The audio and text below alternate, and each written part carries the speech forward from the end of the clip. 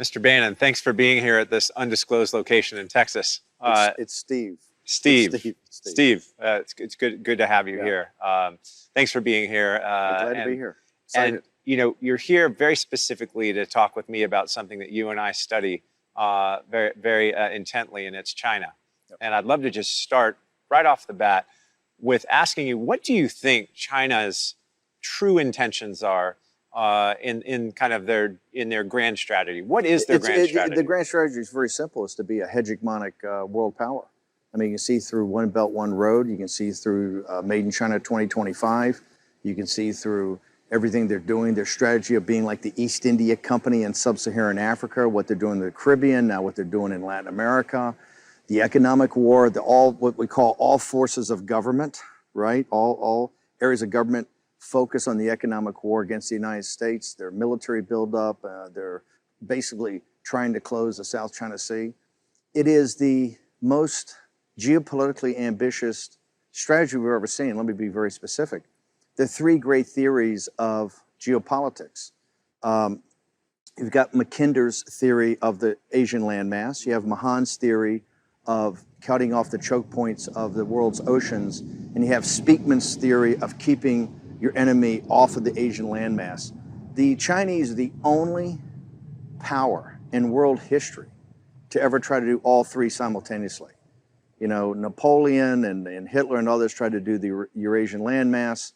Others, the British and the American empires, the British Empire and the American system we have today is built off Mahan's naval strategy, and then Speakman's is one from the early 20th century. What China is doing is with One Belt, One Road, trying to basically connect the old Silk Road all the way up to Italy. As we saw in the paper today, the Italian government, the guys in the five-star, De Maio came back from Beijing. They had a huge thing about, hey, we want to end the One Belt, One Road in Italy where Marco Polo essentially left.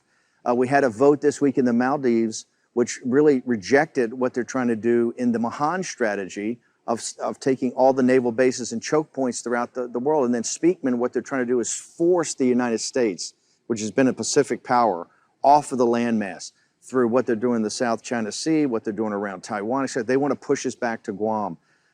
So listen, they're the most, people have said for years to kind of cover this. A lot of the Wall Street and City of London and Frankfurt crowd have kind of said, oh, well, they're not territorially ambitious. They've never been an expansionist power. Well, they're a geopolitically expansionist power, and it's quite extraordinary what they're doing and doing it at the same time. And do you think that their kind of, let's say, their newfound economic greatness or their perceived greatness post-financial crisis, they always believed they were kind of a second-rate power financially going into 2008, and the world seems to believe that they were the engine of the world's growth from 2009, 2018. Is it that economic growth that they build their geopolitical assertiveness on, in your opinion?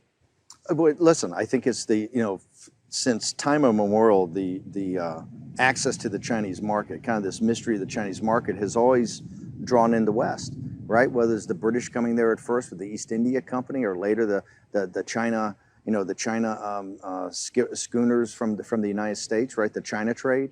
It was always this thing about China. What we've seen, and I happen to believe that the Chinese economic system is built on a house of sand. And I think it's going to lead us to a greater financial debacle than 2008 ever was, in the same culprits, the exact same culprits that led to the financial crisis in 2008. The investment banks, the commercial banks, the hedge funds, the government entities, right? The same elites that led to that financial crisis and got bailed out and had no responsibility, no accountability, have been the same exact actors that have exacerbated the situation in China. And so, yes, the reason the world's elites, the party at Davos, the people on Wall Street, what I call the IR departments of China, which are the investment banks, particularly Goldman Sachs and some commercial banks, the lobbyists for China, which is basically the 25 or 30 largest corporations that deal in China today. They're lobbyists in Washington, D.C. These are all, and by the big private equity guys like Schwartzman, these guys, they're all going to have to be held accountable for what went on in China. What China was able to do in basically coordination with the elites in the West was deindustrialize the industrial democracies of the West, both Europe and the United States. That's why Brexit and 2016 are inextricably linked. What it is the exporting of Chinese overcapacity and Chinese deflation in basic industrial goods. And so China has, and from the Chinese point of view, it's been quite brilliant. They've essentially taken 350 million of their people from kind of working poverty to middle class, and 400 million people from abject poverty to working poverty. So essentially 2/3 of their population, because their population I really think is closer to 1.3 or 1.4 billion than what they say in 1.1. So what they've done is heroic in 30 years, okay, from a strategy point of view. But that has been exacerbated by the elites in the West who basically kind of financed it and brought it along. In fact, the reason Trump was, I think, so special, he said, hey, this is not the way the world has to be. It could be very different. We've basically financed the rise of China. We've built China. And all he heard for years, and what you heard for years is, no, this is what I call the second law of thermodynamics, or this is an immutable law of physics, the rise of China. And what Trump says, no, this is through human agency. It's the commercial banks, the investment banks, the corporations, the kowtowed to the Chinese regime. And one thing I want to make sure, Kyle, I get up in front, this is not about the Chinese people. I served as a naval officer over in China, in the Western Pacific, in the 7th Fleet on a destroyer in the mid-70s. I think 76, 77 is the first time I went to China. I've been involved in China virtually all my life. I've owned businesses over there. I've lived in Shanghai for a while in the French concession. I have a great, not just admiration, but a deep love for the Chinese people. In fact, they have a saying over there called old 100 names, which is basically the common man, because there's 100 last surnames in China. So old 100 names is essentially the deplorables, right? And those in the old 100 names is a sense of common decency, their grit, their determination. What they've been through as a people is nothing short of heroic. What we have, the problem we have, is we have a totalitarian regime of the Chinese Communist Party, and quite frankly, the leadership, the elite leadership of the Chinese Communist Party, that are really in business with the party at Davos, which is this, kind of scientific, engineering, managerial, financial, cultural elite that I say kind of emanates from the World Economic Forum in Davos, but really is in London and New York, Washington, D.C., Silicon Valley, right, et cetera. And do you think the way that they've ingratiated themselves into, let's say, the Davos Man, as is commonly referred to, the way that they've gotten there is it through economic coercion? Is it through investing in our universities, our think tanks, our lobbyists, as you said, and our corporations, and even the people that are U.S. citizens looking to make profits in China? Is that how they control that narrative? Let's go back. How do they get there? Let's go back to, in 1 week, in January 2017, we had two, I think, seminal speeches. Okay, we had the Davos speech of President Xi. Yeah. Okay, which was the high hosanna to globalism. Yeah. And it was, to me, repulsive. Repulsive. How the mainstream media and Davos Man just sat there and bought it all and said, what a great leader, what a great humanitarian, what he's going to lead us through about climate, on the world's environment, what he's going to do, for globalization or for the economy. And then you saw Donald Trump's, inaugural address was, I think, 3 days later, in which he said, hey, we're getting back to the nation state. And America is going to start to focus on our sovereignty, and other nations should start thinking about their sovereignty. But this globalization and what's coming out of Davos is stripped our sovereignty from us, and we're going to reassert that. And 2 years later, which happened this week, was Mike Pence's speech about the new strategy of the United States, which has really been going along for quite a while, which is now kind of engaging China, right? An engagement with China, but not like Henry Kissinger and not like the Thucydides trap crowd. And I know you did this seminal interview with Graham Allison, but not what those guys want, which is to kind of us stumble along and play along with China. This is, this is a direct confrontation with China to say, we're not going to take it anymore. You've been in economic war with us, and we're going to reassert us. Your question about how they ingratiate themselves, they're the guys who wrote the biggest checks. Right. They wrote checks to the universities. They wrote checks. They've essentially bought off the City of London and Wall Street and the corporations. You should know. I say this in a sense of kind of anger. The great investment banks in London and in New York became the investor relations department for this regime, okay? In the pursuit of profits. In the total pursuit of profits. Yes. And corporations became their lobbyists. When Lee He's deputy came to the United States about 4 weeks ago, when they had this kind of last round of trying to put something together in a trade deal, there wasn't much going on, but he sent his deputy and a small contingent to see Steve Bannon and the guys at Treasury.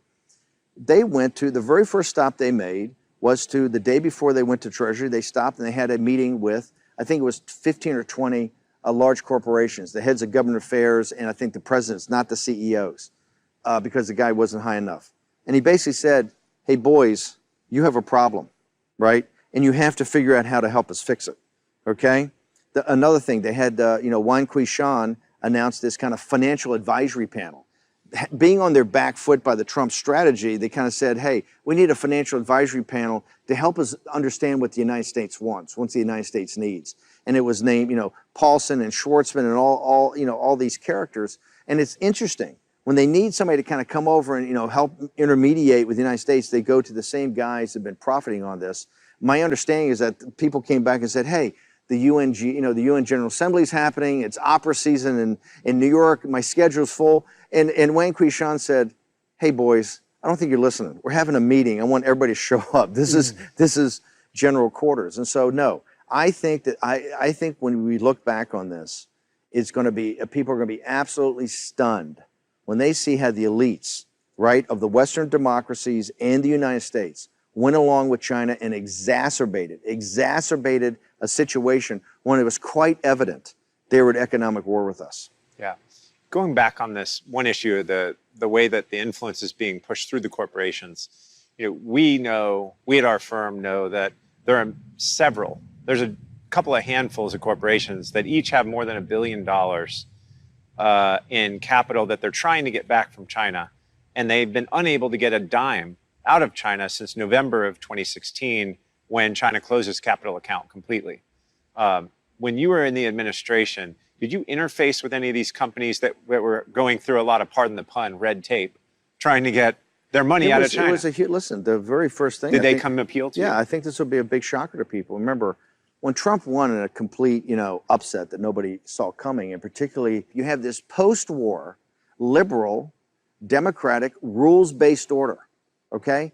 The Chinese have done nothing but game the system from day one on every set of rules. The rules are what they determine they are, okay? And nobody calls them on it because everybody thinks they're too weak. And so in the corporations, I think until the corporation's afraid to call them on it? Absolutely. Because 100%. They know if they say 100%. that we can't get our money out, they shut their business off? They'll be shut down. There's a quid pro quo? Shut down. They absolutely fear it. Look at when they came back on this whole, by the way, on the entire situation with the tariffs, and tariffs are just not about tariffs and not about protectionism. That's why Trump's done it at such a scale. Remember, before Trump got here, people were talking about $25, $30 billion of tariffs. It was like, oh my God, that's so huge. Trump's program is $500 billion in tariffs, right, to tariff goods, because he knows the Chinese can't respond. Correct. And here's why they can't respond. People in the United States have to understand one thing. The Chinese look at us as a tributary state to them, and let me explain that. China's been around for 4,000 years, right? They've had good runs and they've had bad runs, okay? But one thing they know, and the reason they're still organized as a nation over 4,000 years, right? They know how to handle allies and they know how to handle bad guys, okay? Now what they've done is they've got this system called barbarian management, and they know how to manage barbarians. The way they manage the barbarians is they take the leaders of the barbarians and they give them a taste of the good life. And you're going to be something special. You're going to get a special deal. Now, what happens back into the tributary state is whatever happens. That's your problem. Right. Okay? So you're going to, in the United States, what they have done for 25 and 30 years is played as a barbarian state, barbarian management. Okay? They incentivize our elites, and our elites deindustrialize, particularly the upper Midwest of this country. It's the reason Donald Trump's president. Your audience should understand one thing that's important is that, J.D. Vance, the great guy from Yale who wrote Hillbilly Elegies, is the best sociological study of the Trump voter. And it was J.D. Vance who told me, he says, hey, those studies that come out of MIT and Harvard show that there's a direct correlation between the factories that left for China, the jobs that left with them, and the opioid crisis. Because this is not about tariffs. It's actually logic. It's not about tariffs. What this is about is human dignity and self-worth. Those factories went, Wall Street made the money, the corporations benefit from it for lower costs, and devil catch the hindmost on the workers. And so this is what Trump is kind of totally reversed. Now, what China sees us as is we're a tributary state. We send them natural resources, soybeans, beef, cattle, Boeing Airlines and Apple products. Oh, excuse me. We don't send Boeing Airlines and Apple products. You know why? Because they forced Boeing to do a joint venture and they forced Apple to make the products over there. So we're Jamestown to their Great Britain. Okay, and that's why the tariffs at the scale that Trump put them up at, they can't respond to. Okay. Well, what's interesting is let's assume we put 25% on 520 billion. We're literally talking about a little over $100 billion. Yes. And I know that's a lot of money. Yes. But our economy is 19 trillion. Yes.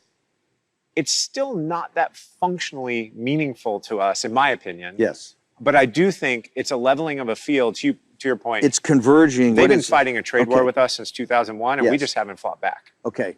The average compounded growth of the United States of America from 1946, the end of World War II, to 2000 was 3.5%. Okay? It's the reason we became a superpower. That economic engine that was unlocked and grew every year at 3.5% through good times and bad, on average. Yep. Since China joined the World Trade Organization, when they joined, they got most favored nation, the growth of the United States is 1.9%. Okay, 1.9%. And there's a lot of factors to that, but the central beating heart of it is China. That's because we deindustrialized. We sent our manufacturing over there. Yes, the tariffs in and of themselves on a nominal number, an absolute number, are not huge. But when we look at the convergence of everything, what Trump has done is said, hey, we're at economic war. And we're going to hit back with it. We're going to hit back with the 301s to stop the forced technology transfers. We're going to put these tariffs into the scale they've never seen before. We're going to have the ability, if we so desire, to liquidate companies like ZTE, to basically cut them off from their component parts in the West. They'll be out of business in 90 days. Also, the new things about investments, about these limitation in investments. CFIUS reform. The CFIUS reform that people are talking about. You bring all forces of government together on that and the stopping of intellectual property, you have something. What Trump has done, and this is why NAFTA was so important. You know, people mocked and ridiculed Trump. There's a book out called Fear that Gary Cohn, the president of Goldman Sachs, great Goldman Sachs, and I used to work there, he takes the documents off the president's desk. The book opens where he's taken the NAFTA deal, right, early on in the deal on Korea, he actually takes them off the desk because in his judgment, right, the president wasn't smart enough to understand what he was doing. Well, here's what Trump's done. The new NAFTA deal that he's created is basically setting up a geostrategic manufacturing base to counter East Asia, okay? And Japan is very quickly going to be part of that. A bilateral deal, not some TPP deal where we're just one among many. A direct bilateral deal with Japan as a partner. We've got one with Korea we're updating. And then the EU, Juncker has already told Trump, has already indicated that they're going to be a part of this too. What Donald Trump has done in less than 2 years against the second law of thermodynamics, right? The immutable law of the rise of China. Right. What he's done is reorient the entire world's supply chain away from China. And this is going to have economic growth opportunities that are going to be incredible. And he's done that kind of single-handedly against the fighting of the corporatist lobby, the fighting of the Wall Street Investor Relations Department, et cetera. So that's why I think it's really heroic. It's that policy is one that it's interesting at the timing. If you look at just let's say the economic laws of China were already slowing down before we decided to fight back. It just so happens to be that this pushback from a tariff, or whether the most elegant idea was the border adjustable tax, which was immediately killed by you and I both know who. I love that one. That was perfect, in my opinion. Absolutely. But now, by the way, your tariffs audience, are not perfect. I am a huge believer that, and Paul Ryan and I have had our differences. When he first walked me through that, I said, that's the solution. Exactly right. That's the solution. It's kind of an egalitarian way of going at it. I think, and we all know why it got crushed. Yeah. I think that is something that should be brought back up and very quickly in future years. We could do away with tariffs if we imposed a border adjustable tax. Well, by the way, let's talk about tariffs for a second. President Trump, remember at the G7, when he was lectured by his betters, Merkel and Macron on the first day, about this whole thing about tariffs, right? He came back the next day for breakfast, and what Trump told the G7, he said, okay, I thought about it last night. How about this? No tariffs. Absolutely no tariffs, but no subsidies. Yeah. People have to realize, like the White House put out this document, I think it's over 2 months ago now, the 50 things that China is doing in its economic war with us. It's kind of what the United States wants China to stop. That's the deal. You stop that, we're all good. When you look at that, it's not just the tariffs. It's the investment in state-owned industries. Yeah. Remember, they have free land, free electricity, free land. What they've done. Look at what they've done in steel and aluminum throughout the world. Look what they've done with shipbuilding. You can go every heavy industry. They've gutted.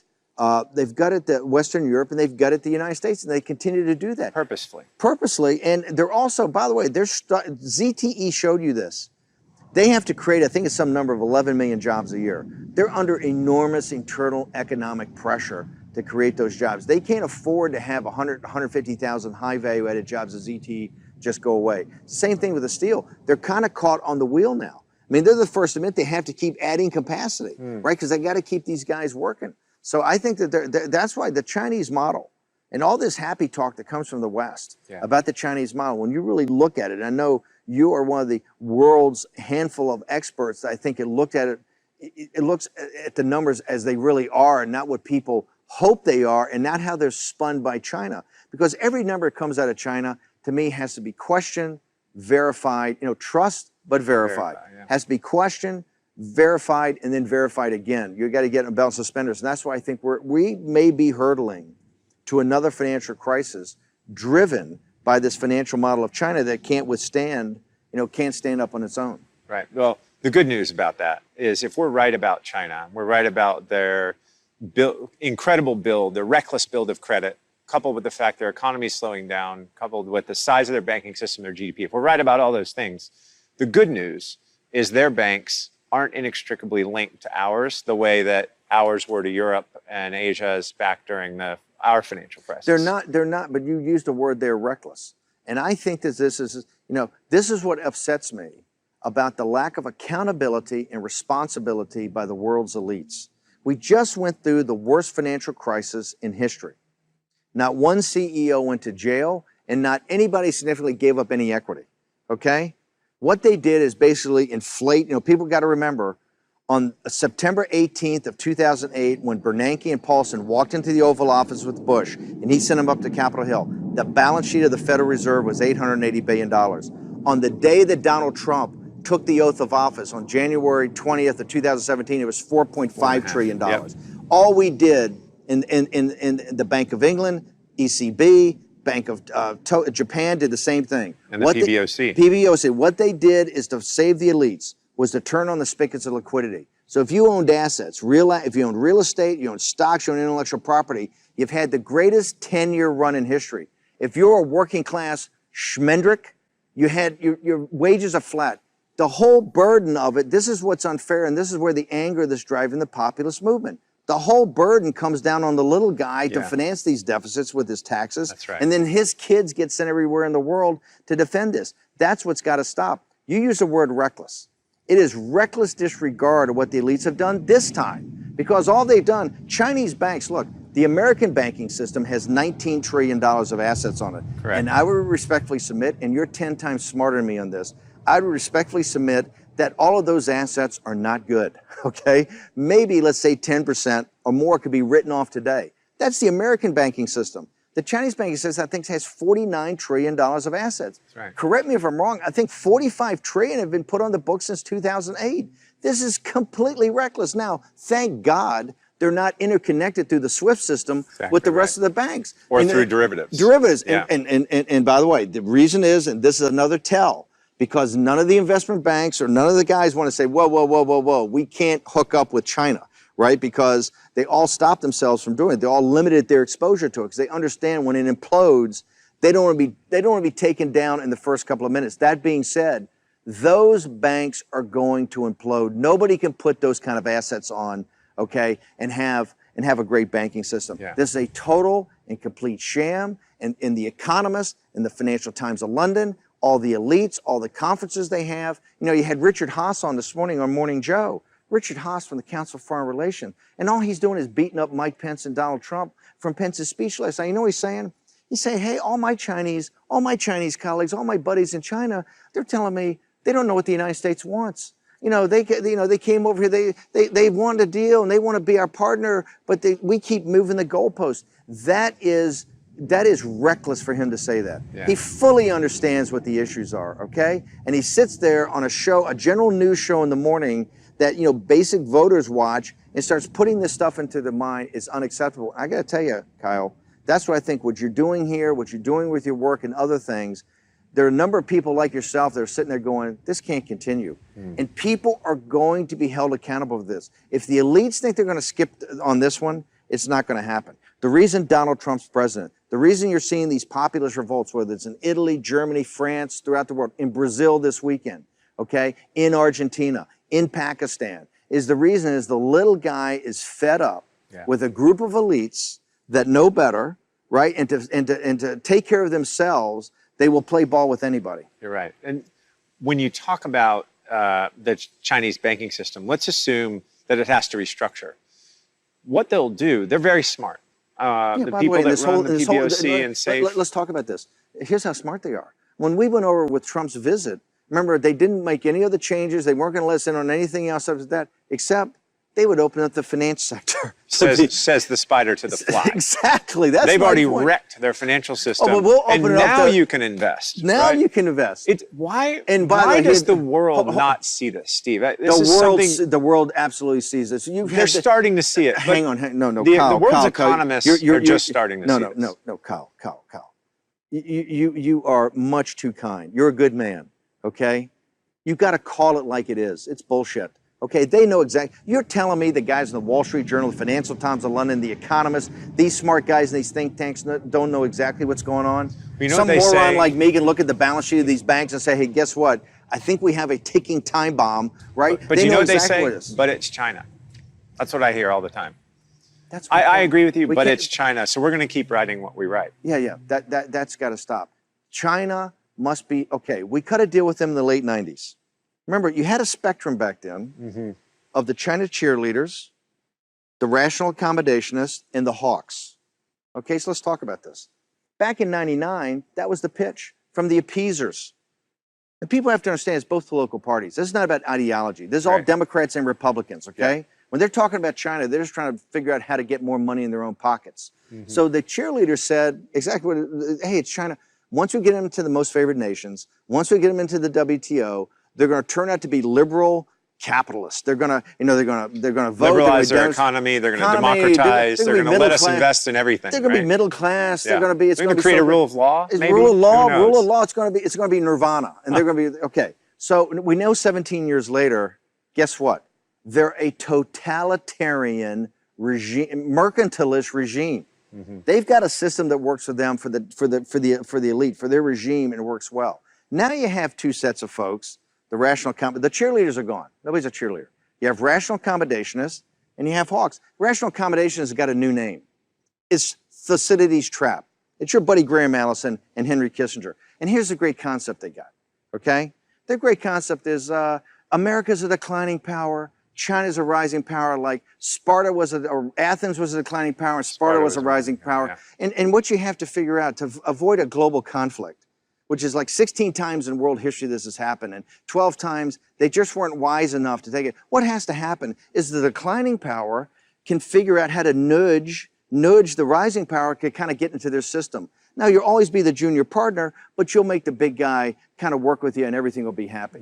This is the exact same nonsense from the exact same people, from Allison Graham and from Henry Kissinger, that they spun on Nixon in the late 60s about Russia. Let's go back in time. Yeah. The same exact pitch. Russia's a rising power. America's a declining power. And what we have to do, we need détente. We need rapprochement. We need to let them have their sphere of influence. It was bullshit then, and it's bullshit now. Ronald Reagan came in and said, hey, you know what? How big is their economy? And they said, Russia's economy is the size of California. Yeah. He says, why do people fear him? The very first thing that Andy Marshall at the Net Assessment Group in the Pentagon and Bill Casey, the CIA, did was do a complete analysis of the Russian economy. And they found out it was only half as big. Oops, I have a miss. 50% bigger. And they were desperately short dollars. Desperately short of dollars. This is the whole thing that always happens. Exactly where China is. It's because they did the exact same thing with China. They put it into military spending that was not productive. So here we go with the exact same set of guys. And what they tell us 40, 50 years later, hey, America's a declining power. China's a rising power. And I look at it, it's the exact same thing. They have an economy with no dollars. Here's the point I make to them. How about this? How about we stop being a declining power? That is not a law of physics. A process that manages us to decline, okay, is not a process I accept. I am looking for a leader to step up and make America great again, okay? And that's Trump's basic pitch. And guess what? In 2 years, he proved the Chinese are a paper tiger. When you think about, again, their grand strategy, our pushback, and where we are in the globe today, what do you think China's next step is? If you were predicting what their next step would be, given our assertiveness that we've stepped forward on the economic, call it, side of the coin and pushed in some tariffs and are starting to reassert ourselves. You see, what do you think they're going to do? Number one, they want regime. What's textbook? They want regime change in the United States. They believe they have a 80% chance of getting Trump, winning the House, doing whatever they need to do with psychological warfare, with money, with whatever they have to do to basically thwart Trump and lose the House of Representatives, see him impeached this year, and 100% probability they'll beat him in 2020. Number one is the removal of Donald J. Trump as President of the United States. Okay. Because they say that is the railhead of everything that's happened to us badly. And we've got to get a globalist in there. Their game's just to wait him out. Not just wait him out. I think take active measures. Now, yesterday, Pence said yesterday, and Axios and other people reported there's classified information that shows the Chinese involvement and real meddling. This is not some Russia guys on Facebook. This is the real deal, because this is all the chips in the middle of the table. That's number one. Number two, I think what you're seeing, the Italians said today that hey, China's going to be our big buddy. I think you're going to see a double and triple down on One Belt, One Road. I think you'll see a double and triple down on Made in China 2025. I think you'll see the East India Project in Sub-Saharan Africa, the Caribbean, in Venezuela, in Latin America. I think they're going to double and triple down. They got a lot of R&B to spend, right? And if a guy can take R&B, but no one's going to take R&B. Well, this is going to be the great question we're going to have in front of us. Because they're in the Gulf right now. They're all over the UAE. They're all over Saudi Arabia. They're all over Qatar. They're all over every resource area in the world, from Argentina to Sub-Saharan Africa to South Africa. And they're going to try to see it geopolitically. The number three, because remember, in the great textbook that they put out and basically printed in English in the late 90s, written by these two brilliant colonels in the Chinese War College, called Unconventional Warfare. Unconventional Warfare. Admiral Liu? It's a book that should be read by everybody. Is that because it laid out China's strategy. They said there's three types of warfare. There's information warfare, there's economic warfare, and there's kinetic, or kind of guns up warfare. And what we want to do is avoid kinetic. Because the one thing America can do is kick your ass, right? So we want to avoid that, okay? And so let's focus on information and economic warfare. And they've run the tables. I mean, it's textbook. You go back and read that. They've done exactly what they said they're going to do. I think, and I believe, that given the fact that Trump is now converging all forces of government power onto the economic warfare, and they are taken back, and the regime is under huge pressure, because I believe the Deng Xiaoping faction and others, even at the highest level, who believe in collective leadership, have said, hey, what we have here is a cult of personality. You mean the ones that haven't been jailed or killed yet? The ones that haven't been jailed or killed yet have sat there and go, Deng believed in working with the West. Yeah. Deng believed in reform. Deng believed in opening up. But Deng believed in being a good partner, and particularly keep your lights down. Don't get up in somebody's grill. That what they see with Xi is a return to the cult of personality of Mao. Yes. And he's under tremendous pressure internally. I believe, I said on my radio show, and everybody quotes me on this, back in, I think it was 2014 or 2015, that in 5 years we'll be in a shooting war in the South China Sea. As a 22-year-old naval officer, I was on patrol in the South China Sea on an American destroyer, okay? And I said, where in the hell am I, right? You know, what is this place? Because every tanker in the world coming through the Straits of Malacca, from the Persian Gulf, you got every huge tanker, you got every boxcar. It's a super highway. 40% of China's energy needs come through the Strait of Malacca. I think it's 1/3 of the world's trade. $5 trillion. It is. my point. This is a super high, when people say the South China Sea, here's what you got to understand. It's a super highway of commerce. The biggest ships in the world, 24/7, 365 days a year. What China did, and they came to the Rose Garden in 2015 and looked the American people and the American president lied to them. They built essentially 7 or 8 stationary aircraft carriers. They call them reefs, or these are stationary aircraft carriers. Mischief Reef, Scarborough Reef, all these. Yeah. These reefs are basically aircraft carriers. And what they've done is they put fire control radar, search radars. They've got combat planes on them. I mean, these things go 10,000-foot runways. So, so the United States. Why did Obama? So China said to us specifically when Obama was president, we will not militarize our islands in the South China Sea. We'll not go to the Spratlys. Everything we're building is just for research purposes. Why? How do we engage China now that we see that every single one of these islands, whether it's Fiery Cross or Mischief or the others, have 10,000-foot runways, anti-missile batteries on them, and all of the weapons that they said they never put there, and now they're landing nuclear bombers there. How do we engage them? Do we engage them over this, or do we just let them keep going? When I got into the White House as chief strategist, okay, with Mike Flynn, when we first got there on the National Security Council in the transition, I said the 3 things you got to do is devolve fighting capability to the combatant commanders. The White House was running the wars against ISIS. So give it to Harry Harris. Yeah. Well, no. In this regard, give it to the guys in CENTCOM and let them take on ISIS. You got to devolve, the power to fight wars and the ability to fight wars back to combatant commanders. Number 2, we got to figure out in this National Security Council thing the Obama appointees, how we're going to get our own people in there over time. Number 3, I said we have to go back and get every document related to Obama's pivot to Asia. I said, I want to see exactly what they looked at.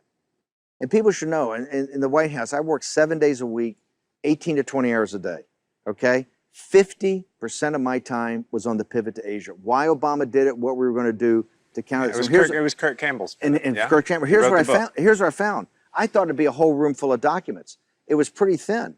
And what I found is that the United States itself, it was not really engaged institutionally against China. You had some great people, but there wasn't all forces that kind of thought through, hey, an economic plan or a war plan against China to engage in this economic war. In fact, what you saw, the entire pivot to Asia became, I think, putting a Marine brigade in Darwin, Australia, was basically the issue. So Harry Harris was a guy, everybody told me, Harry Harris is the man. So I got Harry Harris back, Admiral Harris back. I spent, a lot of time with him, getting schooled on exactly what's going on. And the one thing I found that was shocking is that the South China Sea, when I was a young naval officer, we went through the South China Sea, guns up, radars up, everything moving. It's called free navigation. We did in international waters what we want to do, when we want to do it, because we're the United States Navy. Okay, we keep the sea lanes free. What I found out now is they got these reeds, everything like that. In China, we only go through in what's called safe navigation. You go through with your radars off, no fire control solutions, like a good little boy. Just kind of go, and you're basically asking their permission to go. The South China, I was unaware. The South China, they consider when they lost in the international court, China considers the South China Sea to be an internal sea to China. I know. They consider the 9-dotted line of 1949 the 9-dotted line is a joke. They think it's a territorial sea. I know. They are not prepared. The first thing they'll tell you that the territorial integrity and the sovereignty of China is not to be questioned. Not to be questioned. And they consider that 9-dot line, the more people put it into documents, the more people put it on TV shows, the more people that re-infer that meme they want, because they believe that that's reality. Yeah. You ask me what's going to happen?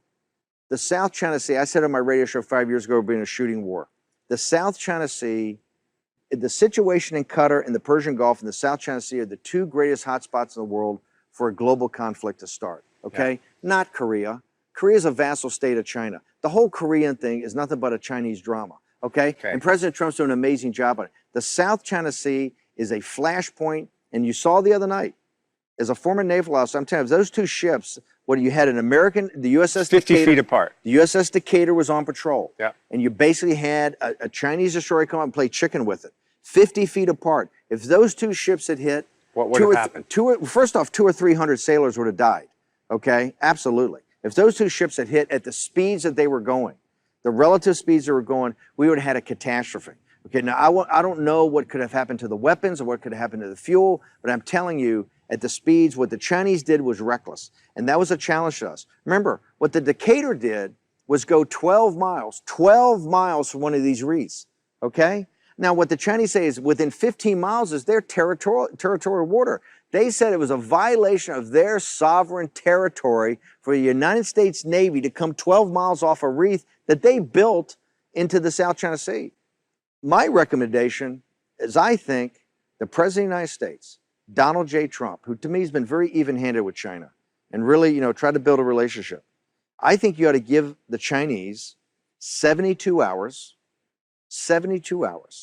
to take every radar, every offensive thing on a military, all the jets, everything out of the runways, everything off the islands. You get 72 hours to take it all off. And on the 72nd hour and 1 minute, the United States Navy is going to go in there and take it off for them. And then I think they ought to take those reefs and they ought to dismount them and turn them back into international waters. They say the United States is provocative by putting the United States Navy back into the South China Sea to keep the sea lanes open.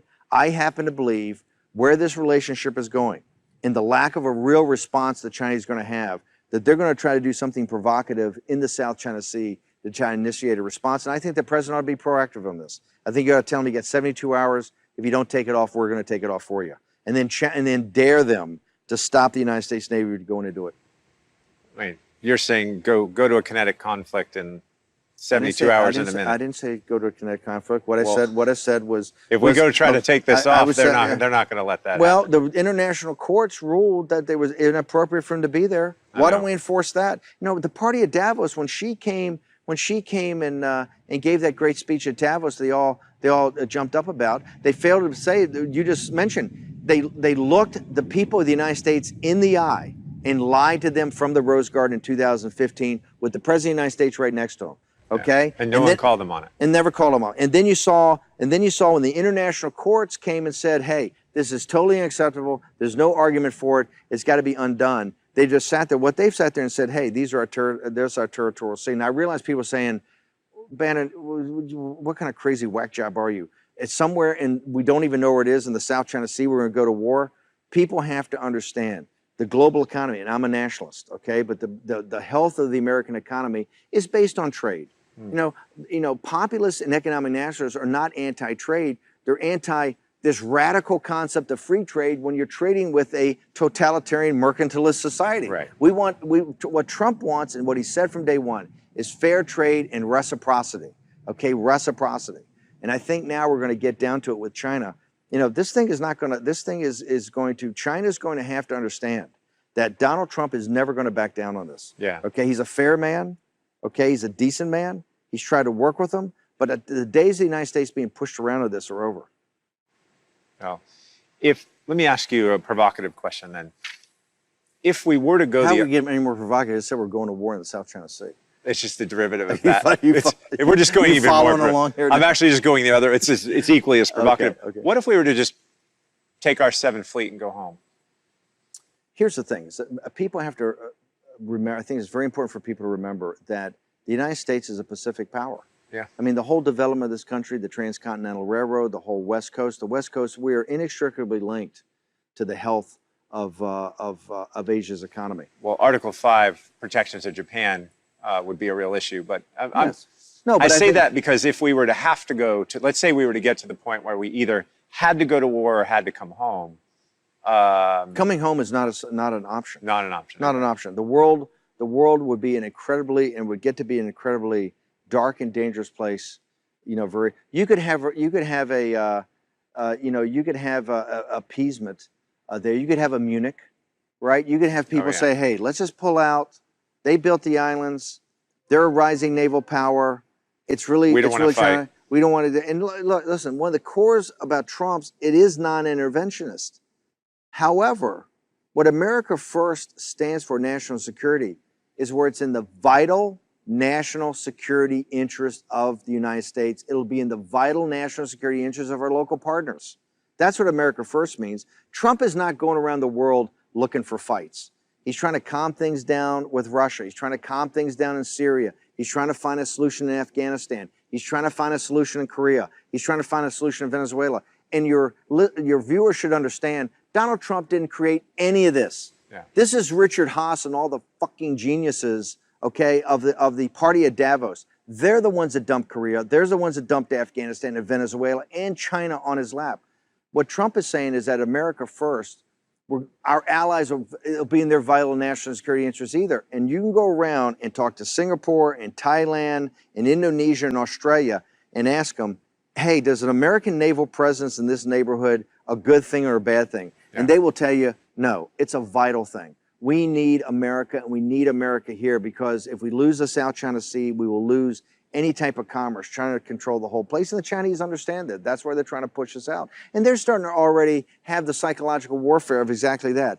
Hey, it's 12,000 miles away. It's really Asia. What are we involved here for? This is another debacle. You're already hearing it. This is another debacle like Iraq yeah. and Afghanistan. The United States is too. Look, I'm the biggest proponent of America first. South China Sea and the engagement with China is absolutely vital. Interesting. Okay. Let's go to one other. I have two more questions for you. One is why has the U.S. not had a people management process in the U.S.? And what I mean by that is, you read the DIUX report, they call it declassified, or actually never was classified, Defense Department report on the infiltration of China into our research universities and our labs. And our weapons labs. Weapons labs funded by DARPA, the Air Force. And why haven't we put into place a proper people management process? I want you to go back, because I don't think people understand these reports. These reports are essentially declassified reports that showed that the 300,000 students that are here on student visas, right, and the 10,000 contractors that we have in the weapons labs that, up to, I think it's 2/3 could be intelligence assets, right? And some percentage are intelligence officers or agents. And they're working in our labs. They're working in our labs. This is on weapons technology funded by our government.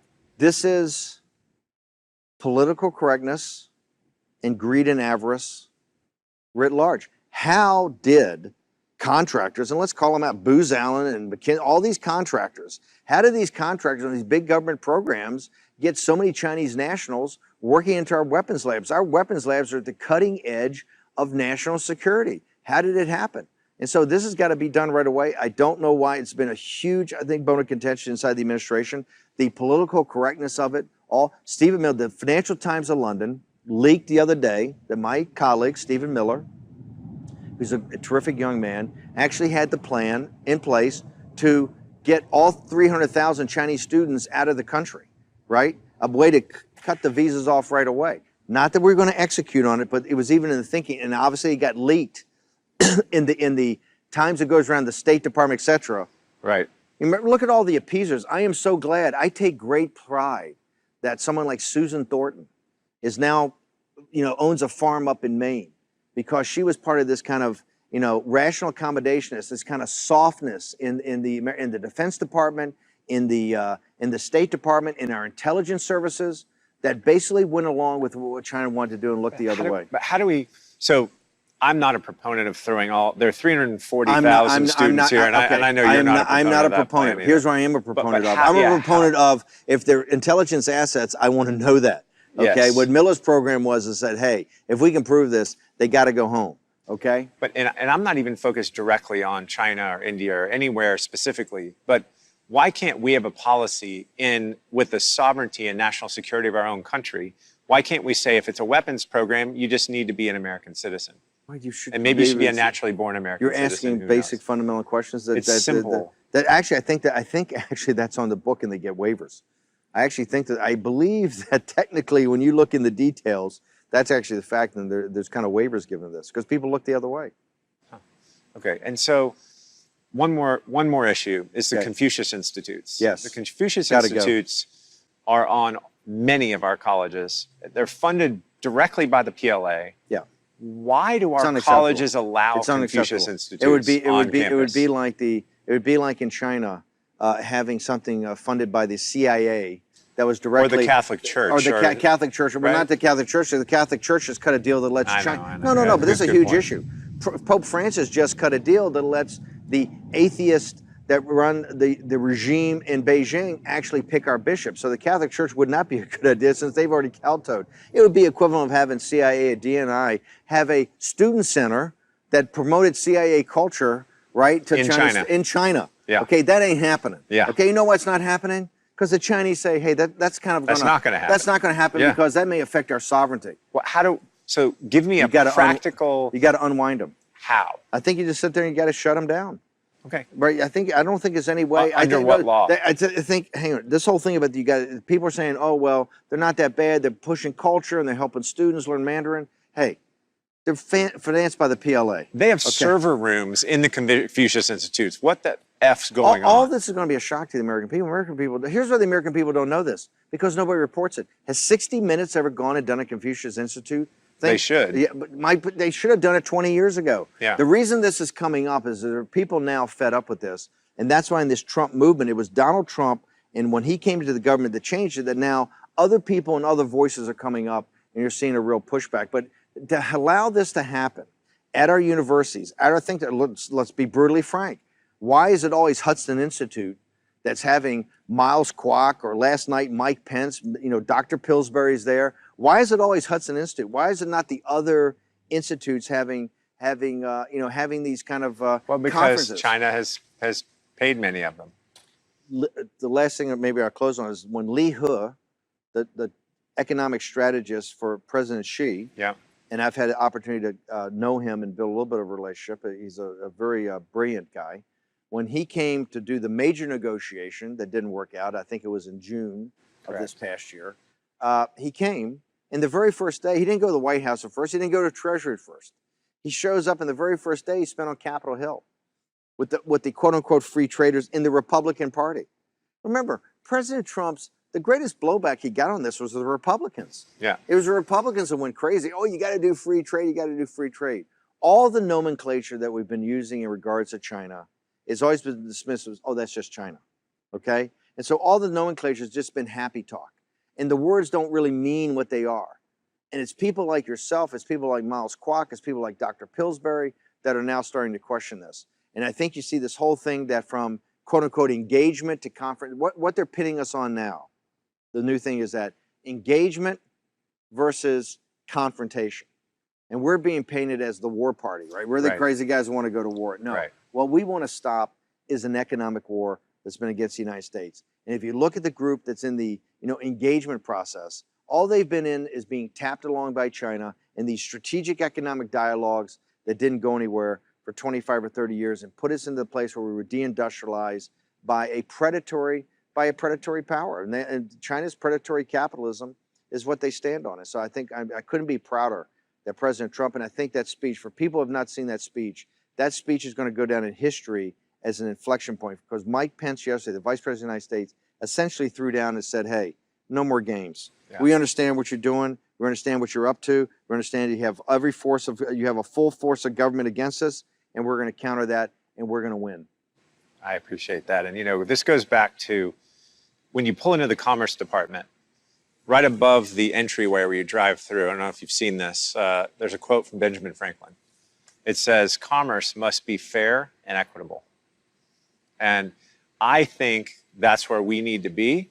I don't think we should be overly punitive. No. I don't think we should be combative. I think we should say we just need a fair shake at things. Right. And what you're saying is we haven't had one, and that's something we believe too. And the good news is I think in the last 6 months to a year, culminating with Pence's speech a couple of days, or actually a day ago, is finally the narrative's changing, despite all of the efforts from those in China. So thanks for being here today. Thanks for sharing this with us. It was really nice. Undisclosed location. Undisclosed location. Yeah. I mean, we're here with Miles. You got to be undisclosed. We got to keep. Except he's live streaming it constantly. So that's I don't know who's more controversial, you or Miles, but we'll see soon. Miles is a whole different league. I'm junior varsity compared to that. Thanks for coming. Thanks for having me.